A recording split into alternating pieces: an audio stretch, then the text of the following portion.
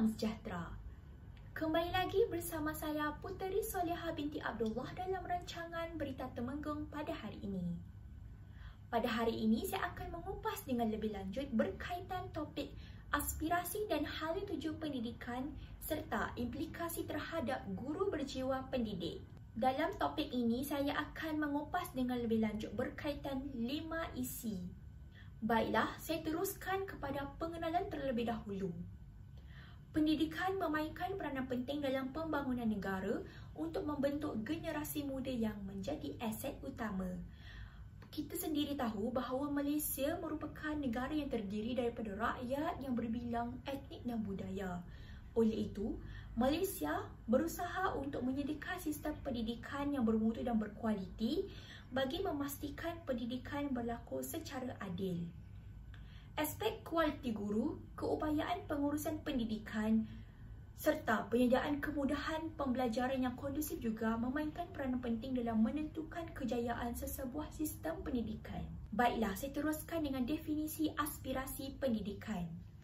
Maksud pendidikan menurut Kementerian Pendidikan Malaysia KPM adalah suatu usaha berterusan ke arah memperkembangkan potensi individu secara menyeluruh dan bersepadu untuk melahirkan insan yang seimbang dan harmoni dari segi intelek, rohani, emosi dan jasmani berdasarkan kepercayaan dan kepatuhan kepada Tuhan.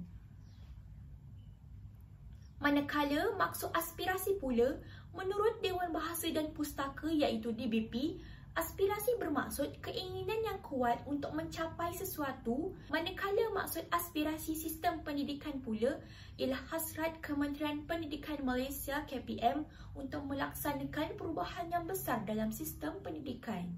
Maksud pendidikan itu sendiri berasal dari dua perkataan Latin, iaitu educare, latihan, dan educare, didikan. Ia berbeza dari segi ejaan. Baiklah, rakan-rakan sekalian, aspirasi dan hala tuju pendidikan dapat dilihat melalui dua perkara. Yang pertama ialah Pelan Pembangunan Pendidikan Malaysia 2013 hingga 2025 atau lebih mesra disebut PPPM, dan yang kedua, Standard Kualiti Pendidikan Malaysia atau disebut sebagai SKPM. Terdapat 3 komponen utama yang dijadikan panduan dalam membentuk sistem pendidikan yang berkualiti. Yang pertama, SKPM, yang kedua, SKPM 2010 dan yang ketiga, SKPM gelombang kedua. Jadi, setelah ini saya akan mengupas dengan lebih lanjut berkaitan SKPM. Apa itu SKPM? SKPM ialah alat atau instrumen untuk menentukan satu sukatan aras atau tahap kecemerlangan sekolah. SKPM sendiri diperkenalkan pada tahun 2003. SKPM membantu pentadbir sekolah untuk mentafsir keperluan serta mengatur strategi penambahbaikan yang berterusan dan menjamin kualiti sistem pendidikan. Bukan itu sahaja, SKPM membantu pentadbir sekolah bagi meneliti pengurusan pengajaran dan juga pembelajaran di sekolah. Seterusnya, Jemaah Nazir dan Jaminan Kualiti Kementerian Pendidikan Malaysia telah mengambil inisiatif bagi mengumbal satu standard kualiti pendidikan bagi memastikan taraf pengurusan dan pengajaran yang memuaskan dapat diwujudkan dan dikekalkan di institusi pendidikan. Oleh itu, terwujudnya Standard Kualiti Pendidikan Malaysia 2010 yang merupakan kesinambungan kepada SKPM sekolah yang diadakan pada tahun 2003. SKPM 2010 merupakan satu instrumen penilaian yang mengukur kualiti pendidikan dengan jelas dan komprehensif secara berterusan ke arah pencapaian yang memberi impak kepada kemenjadian murid. SKPM 2010 juga dijadikan panduan oleh pihak sekolah dalam mengurus operasi mengikut keperluan dan kepentingan bagi mencapai satu standard yang memuaskan. Instrumen Standard Kualiti Pendidikan Malaysia dapat membantu pihak sekolah membuat penilaian terhadap pengoperasian sekolah. Melalui penilaian yang dilaksanakan secara kendiri ini, kekuatan dan kelemahan dapat dikenal dan pastinya ada tindakan penambahbaikan yang dilakukan. Dalam penilaian sekolah iaitu SKPM 2010, Prestasi sekolah dinilai mengikut 5 standard ditetapkan yang merangkumi semua aspek yang menjurus kepada pewujudan kualiti pendidikan. Standard yang pertama iaitu kepimpinan dan hala tuju.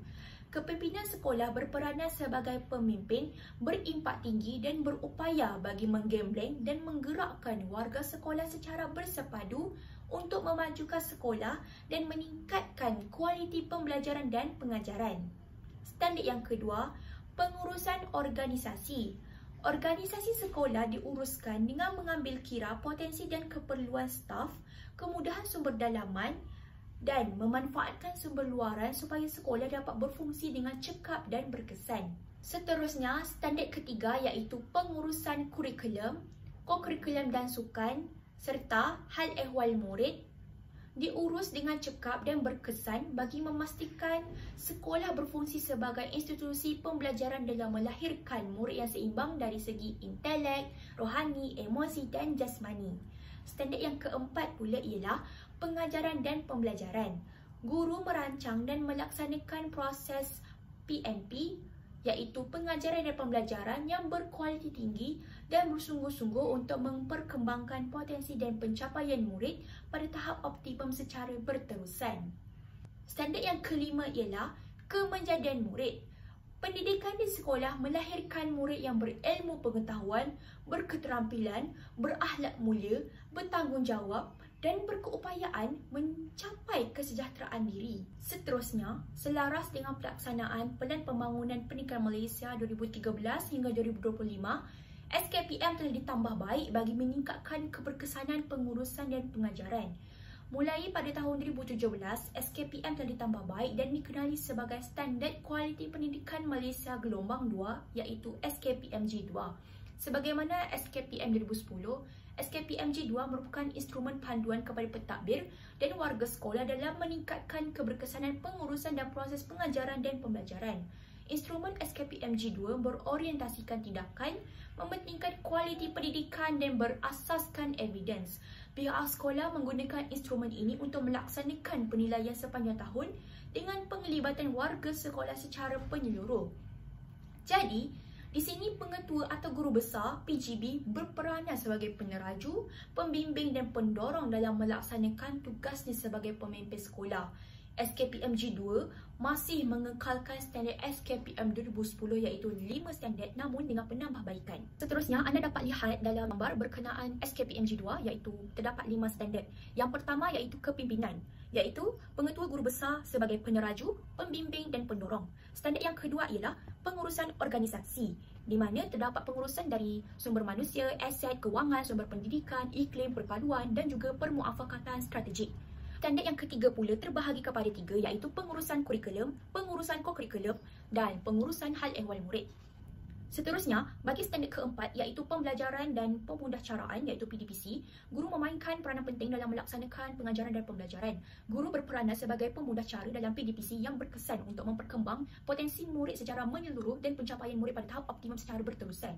SKPMG 2 pada standard 4 menyatakan bahawa peranan guru adalah sebagai perancang, pengawal, pembimbing, pendorong dan penilai.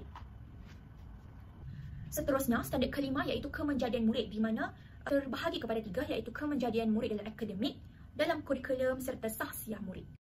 Menyedari akan keperluan untuk melahirkan model insaf bertaraf dunia, KPM telah menghasilkan Pelan Pembangunan Pendidikan Malaysia iaitu PPPM 2013 hingga 2025 bagi menyediakan pendidikan terbaik untuk semua murid. PPPM adalah cetusan ilham dari mantan Timbalan Perdana Menteri Malaysia yang merangkap Menteri Pendidikan Malaysia pada ketika itu iaitu Tan Sri Muhyiddin Yassin. PPPM dilancarkan pada 6 September 2013. PPPM ini merupakan manifestasi transformasi kerajaan yang paling menyeluruh dan besar bagi murid dari prasekolah hingga ke pusat pengajian tinggi dalam mendatangkan pulangan terbaik modal insan untuk memacu segala hasrat pembangunan negara. Bagi tujuan itu, Pelan PPPM dirangka berdasarkan 3 objektif yang khusus. Objektif yang pertama, memahami prestasi dan cabaran semasa sistem pendidikan Malaysia dengan memberi tumpuan terhadap akses kepada pendidikan, meningkatkan standard kualiti, merapatkan jurang pencapaian, mengukuhkan perpaduan dalam kalangan murid, serta mengoptimumkan kecekapan sistem. Objektif yang kedua, mewujudkan visi dan aspirasi yang jelas untuk setiap murid dan sistem pendidikan secara keseluruhan bagi tempoh 13 tahun akan datang. Objektif yang ketiga, menggariskan transformasi sistem pendidikan yang komprehensif merangkumi perubahan penting dalam kementerian bagi memenuhi permintaan baharu dan harapan tinggi masyarakat serta mencetus dan menyokong transformasi perkhidmatan awam. Baiklah, bagi mencapai objektif khusus tersebut, PPPM dilaksanakan dengan 3 gelombang. Gelombang pertama bermula pada tahun 2013 hingga 2015 di mana kaedah peningkatan kualiti pengajaran dengan meningkatkan kualiti guru sedia ada, meningkatkan kualiti kepimpinan sekolah dan meningkatkan kadar literasi bahasa Melayu, bahasa Inggeris dan numerasi. Gelombang kedua bermula pada tahun 2016 hingga 2020 di mana pergerakan kesemua 410,000 guru dan 10,000 pengetua atau guru besar kepada pakej kerjaya baru dan juga penstrukturan semula kementerian. Gelombang ketiga pula bermula pada tahun 2021 hingga 2025 di mana usaha membangunkan sistem pengekalan kemajuan kendiri yang mampu untuk mencetuskan inovasi dan meningkatkan pencapaian yang lebih tinggi. Seterusnya, saya akan menerangkan berkaitan 11 anjakan PPPM. Anjakan pertama ialah menyediakan kesamarataan akses kepada pendidikan berkualiti. Maksud di sini ialah pihak kerajaan memberikan peluang pembelajaran kepada semua pelajar tanpa mengira latar belakang. Anjakan kedua ialah memastikan setiap murid proficient dalam bahasa Malaysia dan bahasa Inggeris. Hal ini bagi memastikan kita dapat membentuk generasi yang fasih dalam kedua-dua bahasa utama negara. Sebagai contoh, murid boleh menyertai dual language program iaitu DLP dan juga aktiviti seperti debat. Perkara ini dapat membantu murid menjadi individu yang lebih cemerlang, berilmu dan bersedia untuk menghadapi cabaran masa depan. Anjakan yang ketiga ialah melahirkan rakyat Malaysia dengan penghayatan nilai. Maksudnya di sini, kita dapat melahirkan masyarakat atau warga negara yang berakhlak mulia dan berintegriti tinggi. Jadi, bagaimanakah ingin meningkatkan nilai tersebut? Jadi, murid-murid boleh memupuk nilai murni dalam kehidupan seharian semenjak kecil lagi. Perkara ini penting bagi menjadikan negara lebih baik kerana pendidikan yang menekankan aspek sahsiah dan moral mampu melahirkan rakyat yang mempunyai nilai kemanusiaan yang tinggi. Anjakan yang keempat ialah transformasi keguruan sebagai profesion pilihan.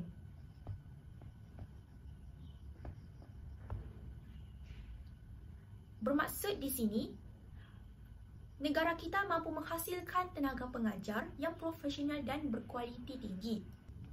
Jadi, apakah kesan kepada murid? Pembelajaran murid lebih berkesan kerana adanya bimbingan guru yang berkualiti tinggi, iaitu kepakaran guru akan meningkat di dalam negara kita. Anjakan yang kelima, memastikan kepimpinan berprestasi tinggi ditempatkan di setiap sekolah. Hal ini bagi mewujudkan sistem pendidikan yang cekap dan berkesan. Oleh itu, murid mendapat persekitaran pembelajaran yang lebih teratur dan produktif. Kesannya, pentadbiran sekolah akan menjadi lebih berkesan dan efisien. Anjakan yang keenam ialah mengupaya JPN, PPD dan sekolah untuk menyediakan penyelesaian khusus berasaskan keperluan. Maksudnya di sini, pihak-pihak pendidikan ini memberikan hak kepada institusi pendidikan untuk menyelesaikan masalah tempatan. Kesannya, murid dapat perhatian khusus berdasarkan keperluan di sekolah masing-masing. Perkara ini penting bagi mencapai keberkesanan sistem secara menyeluruh di setiap institusi. Anjakan yang ketujuh ialah memanfaatkan ICT bagi meningkatkan kualiti pembelajaran di Malaysia. ICT merupakan perkara yang penting bagi mewujudkan sistem pendidikan yang lebih berinovasi dan selaras dengan keperluan digital. Murid juga mampu belajar secara interaktif dan fleksibel melalui teknologi yang dimiliki. Perkara ini memberi impak positif iaitu memodernkan sistem pendidikan dengan penggunaan teknologi terkini.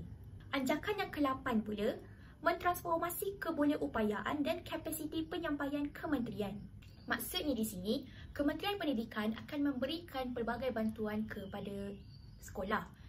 Hal ini dapat membenarkan murid untuk menggunakan kemudahan bagi kegunaan pembelajaran mereka.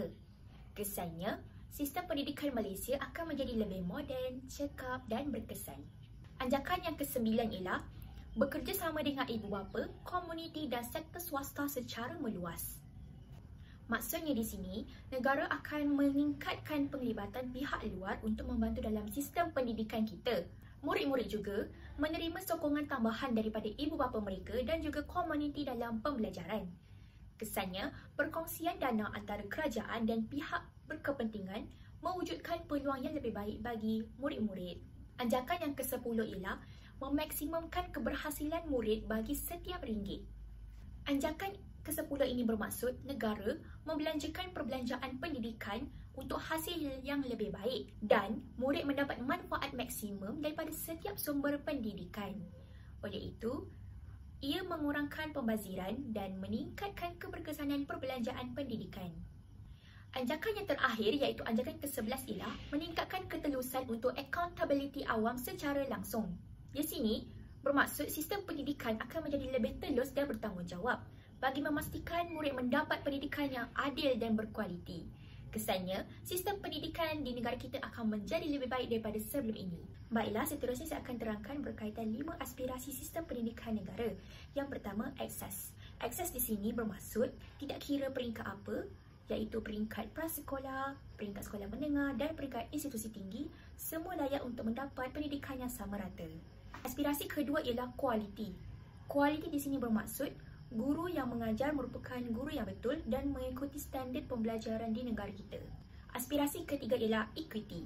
Equity bermaksud hak sama rata tidak kira pada semua murid. Tidak kira jika murid itu berada di luar bandar ataupun bandar, semua mendapat pendidikan yang sama rata.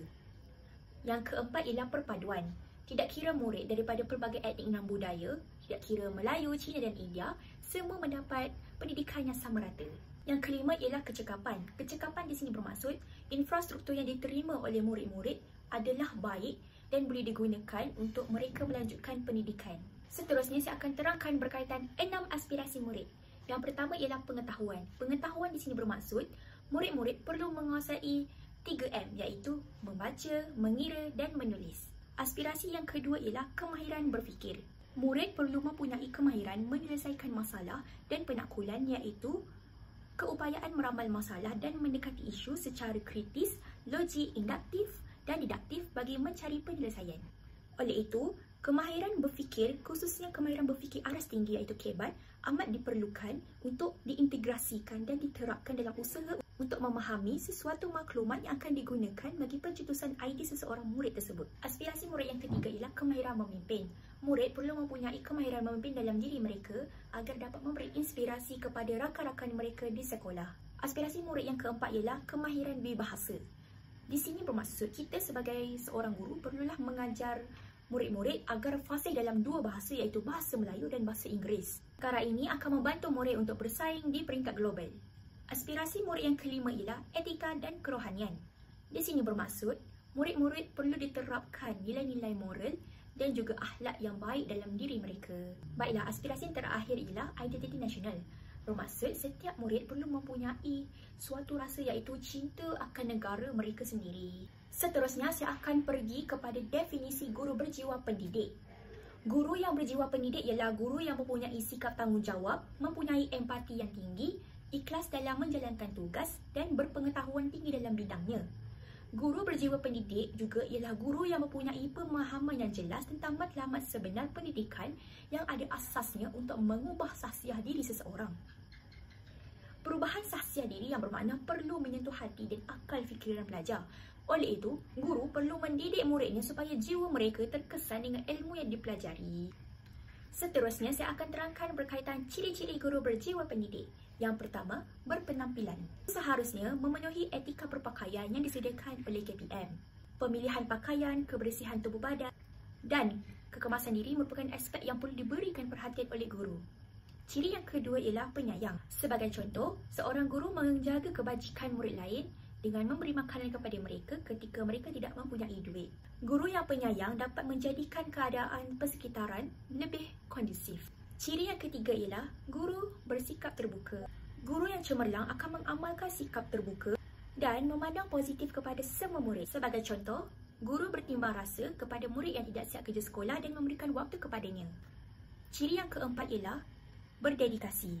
Guru yang cemerlang tidak akan melihat tugas sebagai mengajar merupakan suatu yang membebankan dirinya. Malahan, guru tersebut akan menerima tanggungjawab dengan tiada alasan dan mereka juga sanggup mengorbankan masa dan wang untuk mengajar murid-murid mereka dengan penuh kasih sayang.